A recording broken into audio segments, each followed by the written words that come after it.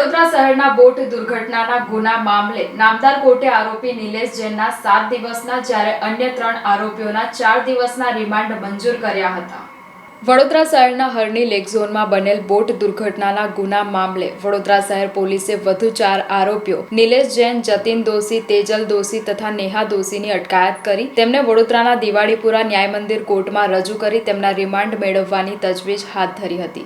જેમાં પોલીસે બોટ કાંડના મુખ્ય સૂત્રધાર નિલેશ જૈન અને જતીન દોશીના 10 દિવસના તથા મહિલા આરોપી તેજલ દોશી અને નેહા દોશીના 5 દિવસના રિમાન્ડની માંગણી કરી હતી। જોકે આ મામલે નામદાર કોર્ટે નિલેશ જૈનના 7 દિવસના રિમાન્ડ મંજૂર કર્યા હતા, જ્યારે અન્ય 3 આરોપીઓ જતીન દોશી, તેજલ દોશી અને નેહા દોશીના 4 દિવસના રિમાન્ડ મંજૂર કર્યા હતા।